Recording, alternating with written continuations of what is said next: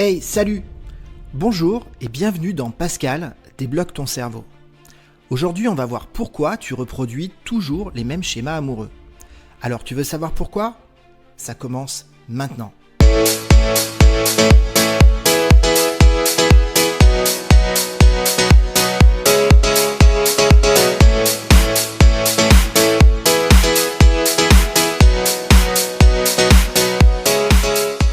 Tu vois, c'est marrant, mais à chaque nouvelle histoire d'amour, tu te dis cette fois, ça va être différent.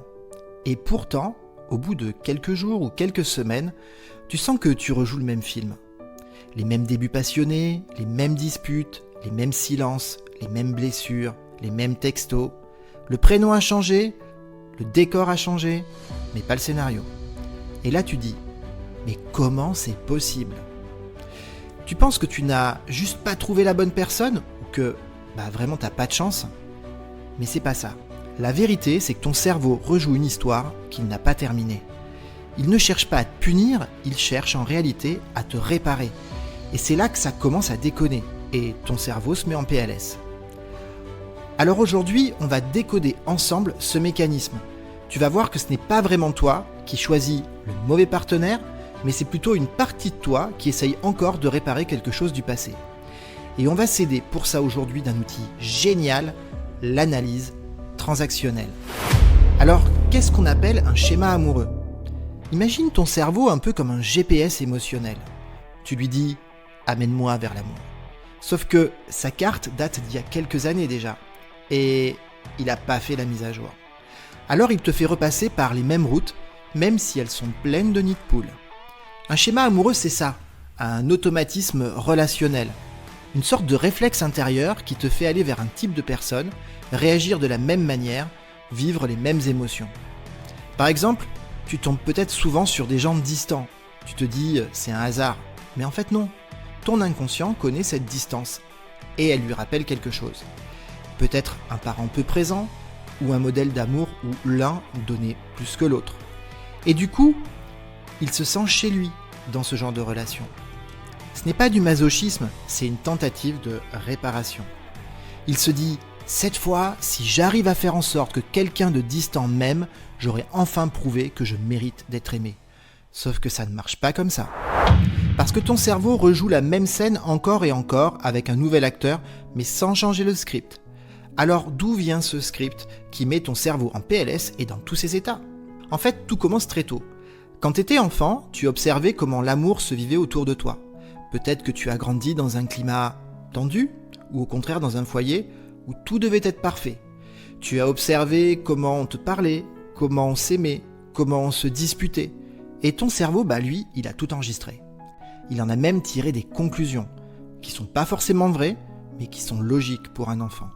Des trucs du genre, pour être aimé, faut que je sois sage. Ou alors, si je dis ce que je ressens, on va m'en vouloir. Ou bien encore, quand quelqu'un s'éloigne, c'est sûrement de ma faute. Ces phrases, ou plutôt ces idées, deviennent des croyances invisibles. Et le plus ironique, c'est qu'elles sont ancrées tellement que tu les entends plus. Tu crois que tu es libre, mais en réalité, c'est ton passé qui tient le volant. Et il conduit en fonction de ces idées inconscientes, comme on suivrait une boussole. Et ton cerveau, lui, il préfère ce qu'il connaît à ce qui est bon pour toi. Il se dit, si c'est familier, c'est que c'est sûr.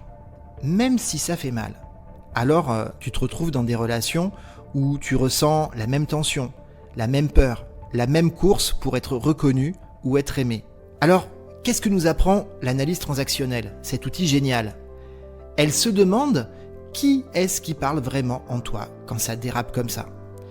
Et pour ça, tu peux me croire, l'analyse transactionnelle, c'est un modèle simple mais redoutable pour comprendre ce qui se passe.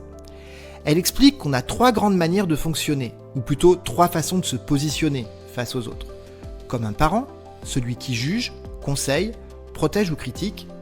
Comme un adulte, celui qui raisonne et reste dans le présent. Ou comme un enfant qui ressent, qui veut plaire, qui a peur ou qui s'amuse. Le truc, c'est qu'en amour, tu crois être dans ton adulte. Mais la plupart du temps, en vrai, c'est ton enfant qui prend les commandes. Quand tu veux tout contrôler, c'est ton enfant qui redoute d'être impuissant. Quand tu coupes tout contact pour ne pas souffrir, c'est encore ton enfant qui fuit de peur d'être abandonné. Et en face de toi, il y a un autre enfant tout aussi blessé. Et c'est là que ça explose de ouf. 2 enfants qui attendent l'un de l'autre ce qu'ils n'ont pas reçu de leurs parents. Tu vois la boucle? Ça va, ça te met pas trop en PLS d'entendre tout ça?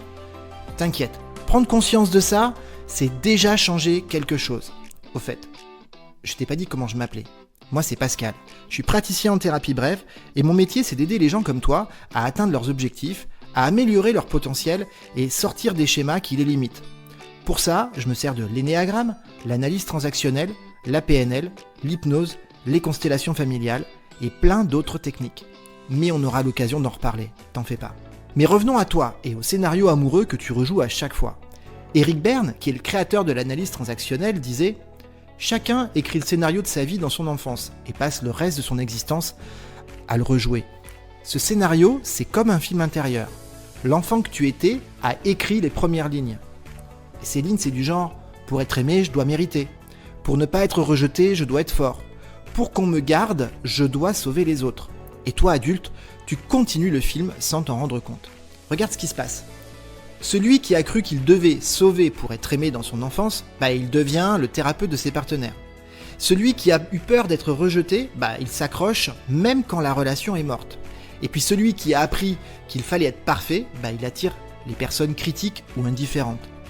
Ton inconscient rejoue le film pour tenter de changer la fin. Mais si tu ne modifies pas le scénario, c'est toujours la même fin. Alors, comment sortir de la boucle? La clé, c'est de reprendre ta place d'adulte. C'est-à-dire regarder la situation avec recul, sans juger, sans fuir, sans vouloir convaincre. Concrètement, ça donne quoi? La prochaine fois que tu sens que tu as une émotion forte, de la peur, de la colère, de la jalousie, du manque, arrête-toi une seconde et demande-toi, c'est qui réagit en moi? C'est mon adulte? C'est mon parent? Ou c'est mon enfant? Si tu sens que c'est ton enfant, ne le fais pas taire, accueille-le et dis-lui intérieurement « Je sais que t'as peur, je sais que t'as envie d'être aimé, mais aujourd'hui, c'est moi l'adulte et je gère. » Rien que ce geste intérieur change ta manière de réagir et tu passes de la survie à la conscience. Tu ne cherches plus à réparer l'autre ni à prouver ta valeur, tu commences à t'écouter.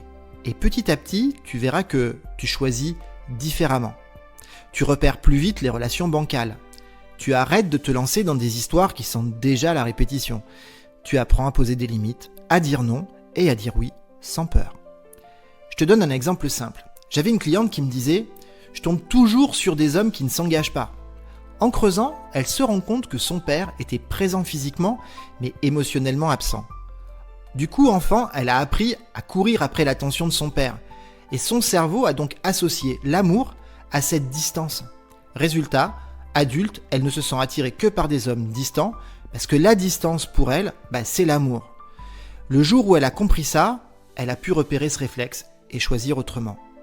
C'est ça le vrai changement. Pas forcément tout comprendre, mais reconnaître le pattern au moment où il se déclenche. Et se dire, ok, cette fois, je ne vais pas le suivre. En conclusion, nos histoires d'amour, c'est pas du hasard. C'est notre histoire intérieure qui cherche à se raconter. Ce que tu vis dans une relation, c'est souvent la répétition d'un ancien chapitre que tu n'as jamais vraiment lu en plus. Et c'est pas grave, parce que le simple fait de le voir, de le comprendre, te redonne le pouvoir. Tu redeviens enfin l'auteur du scénario de ta vie. Et un auteur, ça peut toujours réécrire la fin. Alors la prochaine fois que tu sens que tu retombes dans un schéma connu, ne te juge pas. Dis-toi juste « Ah, je connais cette route, mais cette fois, je vais tourner ailleurs. » Et c'est là que la vraie liberté commence. Alors, si t'as aimé cette vidéo, mets-le en commentaire ou mets un pouce bleu et abonne-toi. D'ici là, prends soin de toi et sois toi-même, car les autres sont déjà pris. Dans la prochaine vidéo, tu verras, on parlera de PNL et de comment reprogrammer ces croyances qui te ramènent toujours au même endroit. Parce qu'une fois que tu as compris le scénario, faut aussi apprendre à reconfigurer ton GPS émotionnel. Allez, ciao, salut, à la prochaine!